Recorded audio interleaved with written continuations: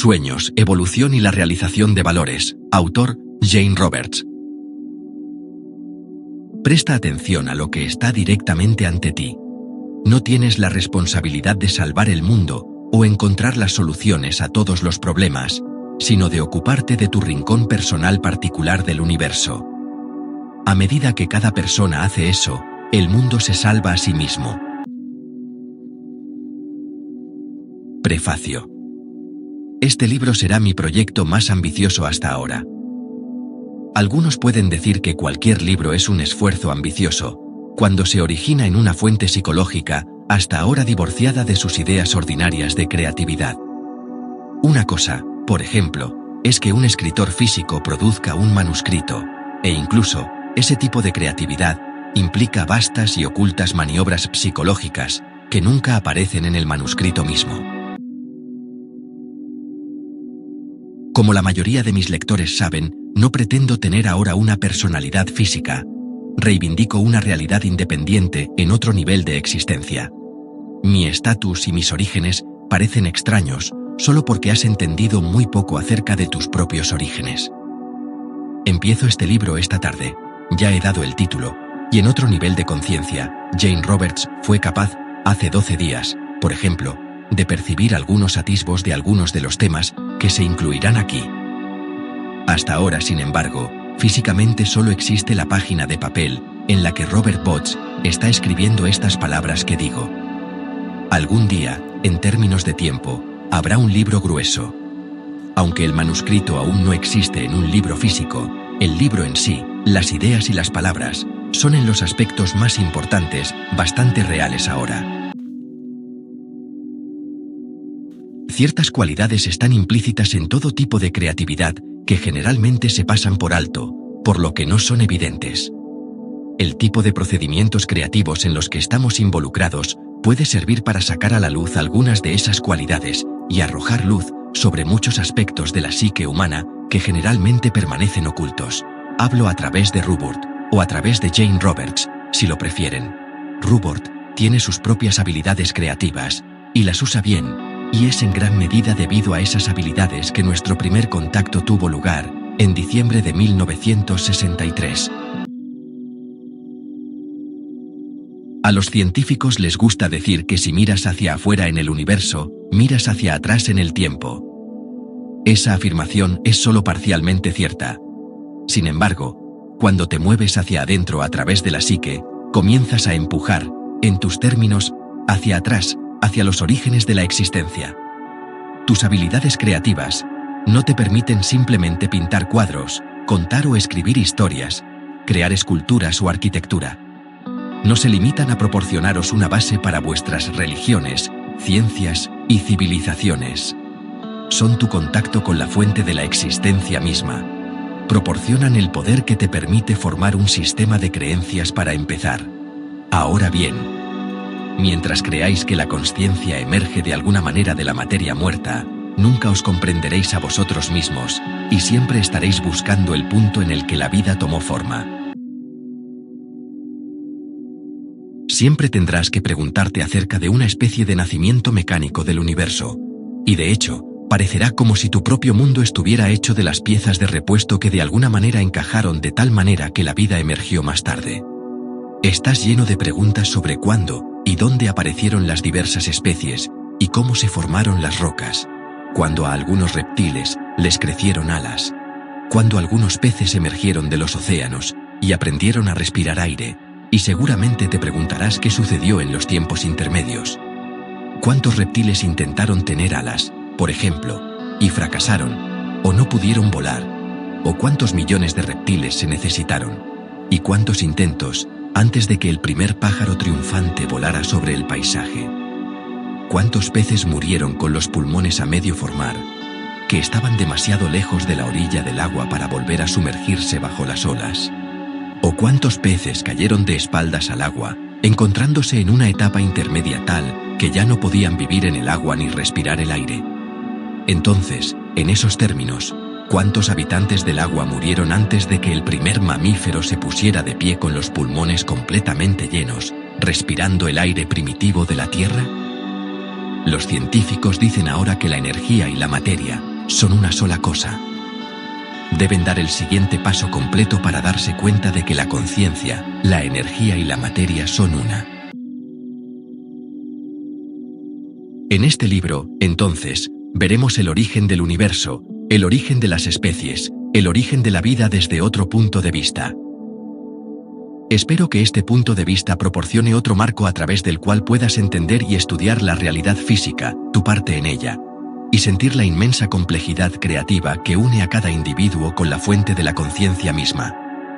Para hacer esto, espero explorar un concepto más significativo de la evolución, y ese concepto debe implicar una discusión de la realidad subjetiva y su efecto sobre la evolución de la conciencia del hombre.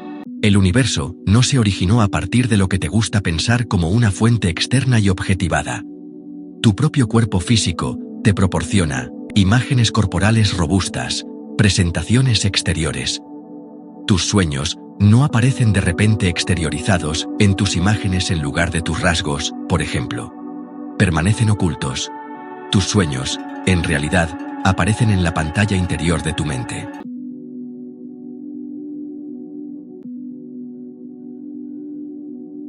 Nunca quiero que ninguna de mis observaciones sea interpretada de tal manera que parezca que estoy negando de alguna manera la plenitud, validez y magnificencia de la existencia física.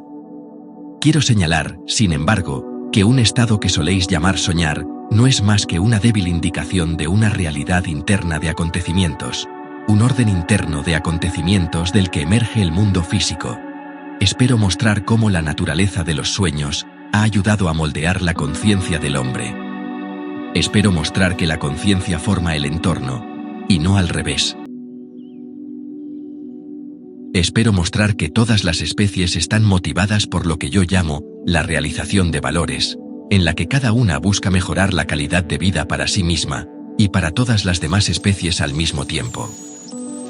Esto une aún más a todas las especies en una empresa cooperativa que ha permanecido en gran parte invisible debido a las creencias proyectadas hacia el mundo, tanto por sus ciencias como por sus religiones, en términos generales.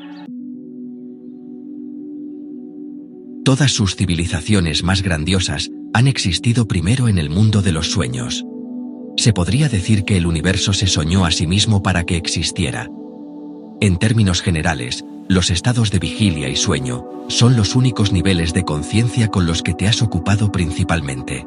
Les parece que este es el resultado de su progreso evolutivo, pero ha habido civilizaciones en la Tierra que se especializaron en el uso de muchos focos de conciencia, como por ejemplo, ustedes están enfocados en el uso de herramientas. Los sueños pueden ser muy específicos. Se pueden utilizar para proporcionar fuentes de información. Espero mostrar su importancia práctica, tanto como parte del desarrollo evolutivo del hombre, como de sus posibilidades en lo que ustedes consideran la vida moderna. Las respuestas están donde menos las has buscado. El universo sigue siendo creado, así como cada persona está en cada momento. Capítulo 1. Antes del principio. El universo comenzará ayer. El universo comenzó mañana. Ambas afirmaciones carecen de sentido. Los tiempos verbales son erróneos, y tal vez tu sentido del tiempo está completamente ultrajado. Sin embargo, la afirmación, el universo comenzó en un pasado distante, es, en términos básicos, igual de insignificante. De hecho, las dos primeras afirmaciones, aunque no tienen ningún sentido lógico, sí insinúan fenómenos que muestran que el tiempo mismo no es más que una construcción creativa. El tiempo y el espacio son, en cierto modo, parte del mobiliario de su universo. La experiencia misma de pasar los momentos pertenece a sus habitaciones psicológicas de la misma manera que los relojes están pegados a sus paredes. Siempre que la ciencia o la religión buscan el origen del universo, lo buscan en el pasado. El universo está siendo creado ahora. La creación ocurre en cada momento, en sus términos. La ilusión del tiempo mismo se está creando ahora. Por lo tanto, es algo inútil buscar los orígenes del universo utilizando un esquema de tiempo que es en sí mismo, como mínimo, muy relativo. Tu ahora, o momento presente, es una plataforma psicológica. Parece que el universo comenzó con un estallido inicial de energía de algún tipo, el Big Bang. Los evolucionistas no pueden explicar su causa. muchas personas religiosas creen que un Dios existe en una dimensión más grande de la realidad, y que creó el universo siendo Él mismo fuera de él. Lo puso en marcha. Muchos individuos, siguiendo cualquiera de las dos tendencias, creen que, independientemente de su fuente, el universo debe quedarse sin energía. La ciencia establecida está bastante segura de que ninguna energía puede ser creada o destruida, sino solo transformada, como se afirma en la primera ley de la termodinámica. La ciencia considera que la energía y la materia son básicamente la misma cosa, que aparecen de manera diferente en diferentes circunstancias. En ciertos términos, tanto la ciencia como la religión están tratando con la idea de un universo creado objetivamente. O Dios lo hizo, o la materia física, de alguna manera inexplicable, se formó después de una explosión inicial de energía, y la conciencia emergió de esa materia inicialmente muerta, de una manera que aún no se ha explicado.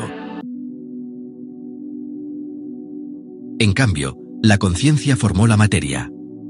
Como he dicho antes, cada átomo y molécula tiene su propia conciencia. La conciencia, la materia y la energía son una, pero la conciencia inicia la transformación de la energía en materia. En esos términos, el comienzo de su universo fue un triunfo en la expansión de la conciencia, a medida que aprendió a traducirse a sí misma en forma física. El universo emergió a la realidad de la misma manera, pero en un grado diferente, que cualquier idea emerge de lo que se considera subjetividad a la expresión física. La conciencia de cada lector de este libro existía antes de que se formara el universo, en sus términos, pero esa conciencia no se manifestaba. Su aproximación más cercana, y es solo una aproximación, del estado del ser que existía antes de que se formara el universo, es el estado de sueño. En ese estado antes del principio, tu conciencia existía libre de espacio y tiempo, consciente de inmensas probabilidades. Esto es extremadamente difícil de verbalizar, pero es muy importante que se haga tal intento. Tu conciencia es parte de un proceso creativo infinitamente original. Evitaré deliberadamente el uso de la palabra Dios debido a las connotaciones que le da la religión convencional. A lo largo de este libro, intentaré explicar las características de este proceso divino. Yo llamo al proceso todo lo que es. Todo lo que es una parte tan importante de sus creaciones, que bueno, es casi imposible separar al creador de las creaciones, porque cada creación también lleva indeleblemente dentro de sí las características de su fuente. Si has pensado que el universo seguía un modelo mecanicista, entonces tendrías que decir que cada porción de esta máquina cósmica se creó a sí misma, conociendo su posición en toda la construcción futura. Tendrías que decir además que cada porción salió gustosamente de su propia fuente, individualmente cuidadosamente adaptada a su posición, mientras que al mismo tiempo, esa fuente individual también era íntimamente la fuente de cada porción individual.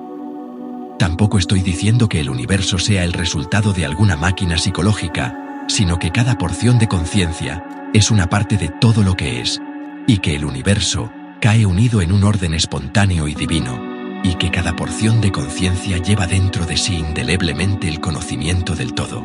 El nacimiento del mundo representó un despertar psicológico divino.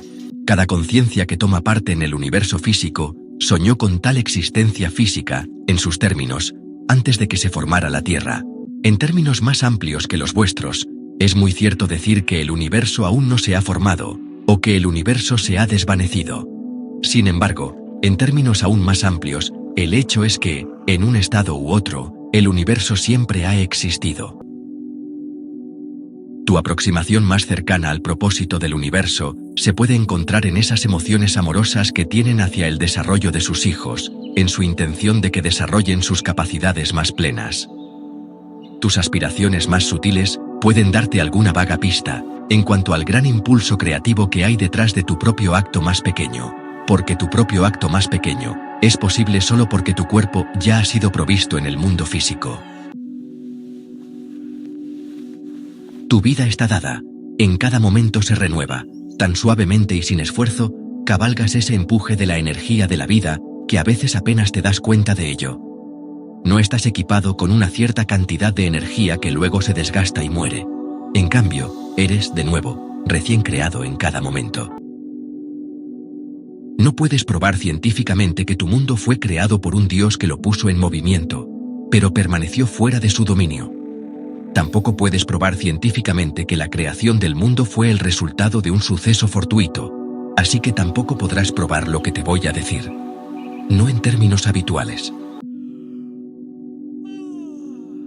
Espero, sin embargo, presentar, junto con mis explicaciones, ciertos indicios y pistas que les mostrarán dónde buscar pruebas subjetivas. Para empezar, ustedes viven sus vidas a través de su propio conocimiento subjetivo, y yo trataré de despertar dentro de sus propias conciencias recuerdos de eventos con los que sus propias psiques internas estuvieron íntimamente involucradas cuando se formó el mundo. Y aunque estos puedan parecer eventos pasados, incluso están ocurriendo ahora. Antes del comienzo del universo, postularemos la existencia de una fuente omnipotente y creativa. Esperamos mostrar que esta subjetividad divina está tan presente en el mundo de su experiencia como lo estaba antes del comienzo del universo. Una vez más, me refiero a esta subjetividad original como todo lo que es. Estoy haciendo un intento de verbalizar conceptos que casi desafían los bordes del intelecto, a menos que ese intelecto esté completamente reforzado por la fuerza de la intuición. Así que tendrás que usar tu mente y tus propias intuiciones mientras lees este libro. Todo lo que es, antes del principio, contenía en sí mismo el impulso infinito de todas las creaciones posibles. Todo lo que es poseía una creatividad de tal magnificencia que sus más leves imaginaciones, sueños, pensamientos, sentimientos o estados de ánimo alcanzaban una especie de realidad, una viveza, una intensidad que casi exigía libertad. ¿Libertad de qué? ¿Libertad para hacer qué? ¿Libertad para ser qué? La experiencia, el universo subjetivo, la mente de todo lo que es, era tan brillante, tan distinta, que todo lo que es casi se perdió, vagando mentalmente dentro de este paisaje interior siempre floreciente y en constante crecimiento. Cada pensamiento, sentimiento, sueño o estado de ánimo estaba en sí mismo indeleblemente marcado con todos los atributos de esta subjetividad infinita. Cada uno brillaba y temblaba con su propia creatividad, su propio deseo de crear como había sido creado. Antes del principio, existía un universo interior que no tenía principio ni fin, pues estoy usando el término antes del principio para facilitarte la asimilación de las cosas. Ese mismo universo interior infinito existe ahora, por ejemplo. Todo lo que es contenía en sí mismo el conocimiento de todas las existencias, con sus infinitas probabilidades, y tan pronto como todo lo es, imaginó esas innumerables circunstancias, existieron en lo que llamaré hecho divino. Todo lo que es solo conocía de sí mismo. Estaba absorto en sus propias experiencias subjetivas, incluso divinamente asombrado, cuando sus propios pensamientos e imaginaciones alcanzaron su propia vitalidad y heredaron la creatividad de su creador subjetivo. Esos pensamientos e imaginaciones comenzaron a tener un diálogo con su hacedor. Pensamientos de tan magnífico vigor comenzaron a pensar sus propios pensamientos, y sus pensamientos pensaron pensamientos. Como en divino asombro y sorpresa, todo lo que es comenzó a escuchar, y comenzó a responder a estas generaciones de pensamientos y sueños. Porque los pensamientos y sueños también se relacionaban entre sí. No había tiempo, así que todo esto estaba sucediendo simultáneamente. Se está simplificando el orden de los acontecimientos. Mientras tanto, entonces, en sus términos, todo lo que es espontáneamente, tuvo nuevos pensamientos, y soñó nuevos sueños, y se involucró en nuevas imaginaciones, y todo esto también se relacionó con esas generaciones ahora infinitas de pensamientos, y sueños entrelazados, e interrelacionados que ya existían. De modo que, junto a esta creación espontánea, a esta corriente simultánea, de sueños, evolución, y realización de valores de despertar divino, todo lo que es comenzó a observar las interacciones que ocurrían entre su propia progenie subjetiva. escuchó, empezó a responder y a contestar un pensamiento o un sueño. Comenzó a producir a propósito aquellas condiciones mentales que fueron solicitadas por estas generaciones de progenie mental. Si antes había estado solo, ya no lo estaba. Su lenguaje causa algunas dificultades aquí, así que acepte el pronombre él de la manera más inocua posible. Eso suena demasiado neutro para mi propósito, y quiero reservar el pronombre ella para algunas diferenciaciones posteriores. En términos básicos, por supuesto, todo lo que es está más allá de cualquier designación que tenga que ver con una especie o sexo.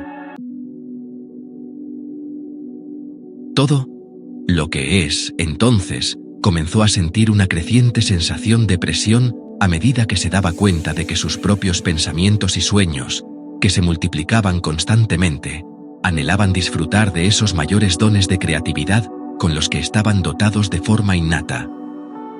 Es muy difícil tratar de asignar algo parecido a la motivación humana a todo lo que es. Solo puedo decir que está poseído por la necesidad de crear amorosamente desde su propio ser, transformar amorosamente su propia realidad, de tal manera que cada conciencia más leve y probable pueda llegar a ser. Y con la necesidad de ver que todas y cada una de las orquestaciones posibles de la conciencia tengan la oportunidad de emerger, de percibir y de amar. Más adelante discutiremos las connotaciones más completas de la palabra amor tal como se entiende aquí, pero este capítulo es una especie de esbozo de otro material por venir. Todo lo que es, entonces, se dio cuenta de una especie de tumulto creativo, a medida que cada uno de sus pensamientos y sueños superlativos, estados de ánimo y sentimientos, se tensaban en los bordes mismos de su ser, buscando alguna liberación entonces desconocida, no descubierta como entonces impensada. Lo que estoy diciendo es que esta progenie mental incluía a todas las conciencias que han aparecido o que aparecerán en vuestra tierra, todas tiernamente expresadas, el primer ser humano, el primer insecto, cada una con un conocimiento interno de las posibilidades de su desarrollo. Todo lo que es, amando a su propia progenie, buscó dentro de sí mismo la respuesta a este dilema divino. Cuando esa respuesta llegó, implicó saltos de inspiración divina antes inimaginables, y ocurrió así. Todo lo que es, escudriñó a través de la variedad verdaderamente infinita de su increíble progenie, para ver qué condiciones se necesitaban para este sueño aún más magnífico, este sueño de una libertad de objetividad. ¿Qué puerta podría abrirse para permitir que la realidad física emerja de tal reino interior? Cuando todo lo que es, en sus términos, juntó todas esas condiciones, vio, por supuesto, en un instante, la creación mental de esos mundos objetivos que se necesitarían, y al imaginar esos mundos, en sus términos, fueron creados físicamente. Sin embargo, todo lo que es, no se separó de esos mundos, porque fueron creados a partir de sus pensamientos, y cada uno tiene contenido divino. Todos los mundos son creados por ese contenido divino, de modo que mientras son, por un lado, exteriores, por el otro, también están hechos de materia divina, y cada punto hipotético de vuestro universo está en contacto directo con todo lo que es, en los términos más básicos. El conocimiento del todo está dentro de todas sus partes y, sin embargo, todo lo que es más que sus partes. La subjetividad divina es, en efecto, infinita. Nunca se puede objetivar del todo.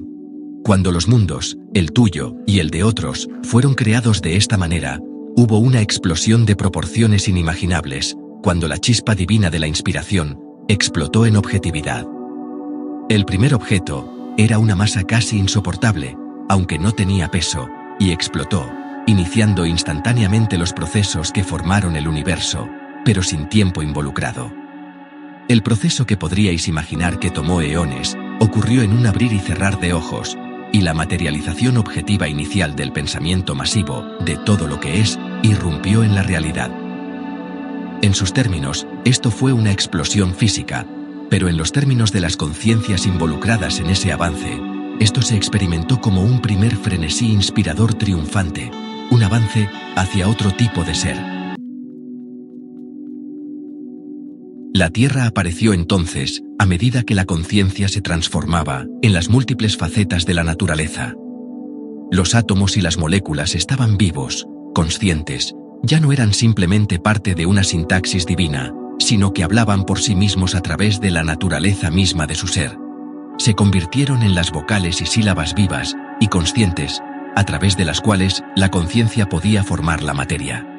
Pero en sus términos, esto seguía siendo en gran medida un mundo de ensueño, aunque estaba completamente diseñado. Tenía, en términos generales, todas las especies que ahora conoces. Todo esto se correlacionaba con la multitud de tipos de conciencias que habían clamado por la liberación, y esas conciencias fueron dotadas espontáneamente por todo lo que es, con aquellas formas que se ajustaban a sus requerimientos.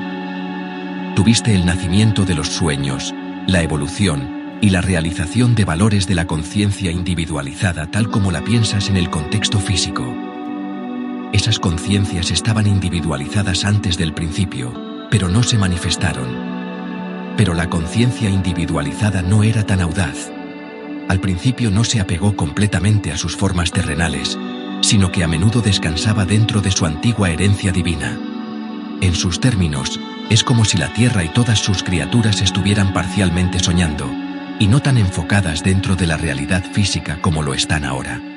Por un lado, mientras la conciencia individualizada estaba dentro de la subjetividad masiva de todo lo que es, disfrutaba, además de su propia singularidad, de un sentimiento de unidad de apoyo, un conocimiento reconfortante de que era uno con su fuente. Así que en el comienzo de su mundo, la conciencia fluctuó enormemente, enfocándose suavemente al principio, pero no tan dispuesta a ser tan completamente independiente como podría parecer su primera intención. Teníais a los sonámbulos, miembros primitivos de vuestra especie, cuya concentración principal estaba todavía velada en esa subjetividad primitiva, y eran vuestros verdaderos antepasados, en esos términos. Por un lado, el hombre primitivo necesitaba confiar en su gran conocimiento interior. Todas las especies comenzaron enfatizando una gran orientación subjetiva, que era muy necesaria a medida que aprendían a manipular dentro del nuevo entorno físico. Estamos sentados aquí en una tarde específica de otoño. Obviamente estoy dictando este libro, hablando a través de Robert, mientras Joseph se sienta en el sofá frente a una mesa de café muy específica, anotando mis palabras. Estamos en el año 1979, y la idea del tiempo y de las fechas parece estar indeleblemente mezclada en la psicología de todos. Pueden recordar el año pasado, y hasta cierto punto recordar los años pasados de sus vidas. Te parece que tu conciencia presente vaga hacia atrás en el pasado, hasta que finalmente ya no puedes recordar más, y en un nivel consciente, al menos, debes tomar el evento mismo de tu nacimiento, bajo evidencia de segunda mano. Pocas personas tienen un recuerdo consciente de ello. A los efectos de nuestra discusión, necesariamente debo situar este libro hasta cierto punto en el marco del tiempo. Debo honrar sus detalles. De lo contrario, no entenderías lo que estoy tratando de decir. A pesar de que este libro está siendo dictado dentro de la tradición del tiempo, por lo tanto, debo recordarles que básicamente esa tradición no es mía, y más, básicamente, tampoco es la tuya. Utilicé el término antes del principio, entonces, y hablaré de los acontecimientos de la Tierra en ciertas secuencias. Sin embargo, en los términos más profundos, y de maneras que escandalizan bastante al intelecto cuando trata de operar solo, el comienzo es ahora. Esa explosión crítica de la subjetividad divina en la objetividad siempre está ocurriendo, y se te está dando vida en cada momento debido a la naturaleza simultánea de esa subjetividad divina. Sin embargo, llamaremos a nuestro próximo capítulo en el principio, exponiendo ciertos eventos para ustedes en forma de serie. Espero que en otras partes de este libro, ciertos ejercicios mentales te permitan saltar por encima de la tradición del marco y el sentido del tiempo con el intelecto y las intuiciones unidos, tu propia parte individual, en un presente espacioso que es lo suficientemente grande como para contener todos los segmentos del tiempo.